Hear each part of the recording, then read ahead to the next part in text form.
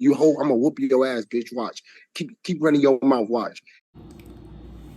The untouchable True School Sports Empire proudly presents something the boxing game's missing. Hey, what's going on? It's your boy BT, and I came here to talk some boxing with the thousands of True School Sports subscribers. All right, so it really shouldn't surprise anybody that's realistic about what Jermell Charlo was gonna do after the Canelo fight, but now it's official. Jermell Charlo has officially vacated the IBF 154-pound title, and he refuses to fight his mandatory, which is Bakhram Murtazaliev. Now, Bakhram has taken a lot of step-aside money. This is a mandatory that's been due before, and it was a fight that could have happened before, but he decided to take step-aside money. He played the long game because he probably felt, you know what, I could be in a more winnable fight. Charlo won't have the belt no more. I could actually become champion and make something of myself in boxing. So now, Bakhram Murtazaliev is now going to be fighting Jack Culcay. Yes, ladies and gentlemen, that Jack Culcay. The same Jack Culcay that gave Demetrius Andre one of his toughest fights, who's now 38 years old and has been fighting nothing but nondescript. I mean, let me see. Let me fact check myself, because I was looking at this box strike and I was trying to see if he fought anybody. Yeah, I was right. He's been fighting pretty much nondescript opposition in Germany. You know, staying out there in Germany, fighting domestic level German fighters, not really testing himself the way he has, let's say, in years past, right? So they're gonna fight for the IBF belt. May the best man win. I'm not gonna lie to you guys, it's not a fight that I'm overly thrilled about. I think it's one of the worst title fights that we've had in a long time in boxing. Probably even worse than Johnny Beck versus Gutierrez. But who knows? Maybe it'll be competitive.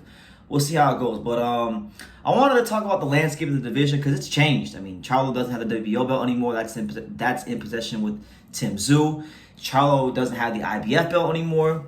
And it's only a matter of time before the WBA call a mandatory, because the convention's like in less than a couple weeks. So, you know, I think he's just, at some point we're gonna get to a stage with Charlo where the only belt he has remaining is the WBA belt. And look, I'm not gonna get mad at Charlo.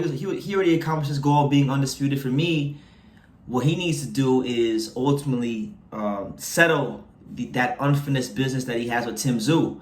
I feel like he delayed this Tim Tszyu fight a lot of times, and then he said he was injured, and then he jumped up 2 weight classes and took the Canelo money. So I want this Tim Tszyu fight to happen, because now he's allowed Tim Tszyu to really legitimize himself as one of the most active championship level fighters in the world. And a lot of people think that Tim Tszyu would beat him. You know, people don't have that same opinion they used to have after Charlo beat Castaño in the rematch and became undisputed. A lot, like I would say, like 80% of people probably thought Jermell Charlo would beat Tim Tszyu. And now there's a lot of people that don't think Charlo would beat Tim Tszyu now. So I think it'd be a great fight for boxing. I still think that fight is box office, and if I get to see it, I don't care about the belts on my mind. You know, it's good enough for me. You know, it's that great of a fight stylistically. You know, but another thing I wanted to discuss as well, and I want to just point this out because I feel like I have to get out in front of this, and I have to get out ahead of it, because I can already see the writing on the wall.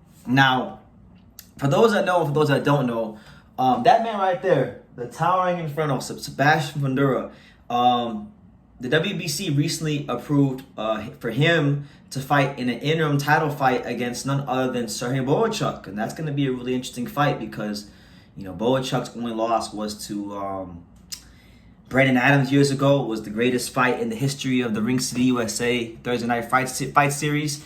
But other than that, he's been knocking out everything in sight, and he's done a great job to rebuild himself since that loss back in 2021. We know Fundora got absolutely, you know, destroyed, and some would even say, not me, but some would say, exposed by Brian Mendoza. But he's on the comeback trail, and he wins this fight, and now he's in position to further his career, right, against Bohachuk. So that's going to be a fun fight. That's a fight that they can put on in Southern California at the Dignity Health Sports Center or the StubHub, whatever it's called. It'll produce fireworks, right? But the sad reality is the WBC didn't call a mandatory at the convention in Uzbekistan, which is very alarming because let's look at what happened with 160 Charlo, Jermell Charlo. He's just now going to be fighting for the first time in 2.5 years, and he's still not defending his belt. And the WBC has given Jermall Charlo special privileges, and he has held up the WBC middleweight title picture for well over 2 years now. You know, Carlos Adames is the interim champion, which really at this point, he's the de facto world champion because Jermall's not defending the belt.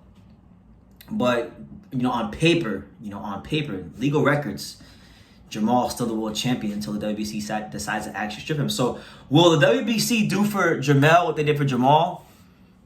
I don't know, man. I don't see why they wouldn't, honestly. I hate to say that, but, like, if they're making Fundora fight an interim title fight against Bohachuk, and they didn't call a mandatory at the convention, and we see what they've done with Jermall, and mind you, Jermell helped the WBC make a lot of money with this whole Canelo fight because, you know, when Canelo's involved, the sanctioning fees are high and the money is high. So I could definitely foresee the WBC giving leniency towards Jermell Charlo, not fighting and allowing him to keep his title and do whatever he wants to do and not stripping him. I could genuinely see that. So I do fully expect that he will get some similar treatment that his brother got and be able to hold the division some more with the WBC belt. So at 154, I think the belts are fragmented. I mean, Charlo has the WBA, Charlo has the WBC, Zoo has the WBO, and now the IBF's gonna go vacant, and we're gonna have a very nondescript world title fight between 38-year-old Jack Culcay and Bakhram Murtazaliev, who took step-aside money a lot of times. So, nonetheless, that's where we're at. I want to know what you guys think. What do you guys think about Jermell Charlo vacating the IBF belt?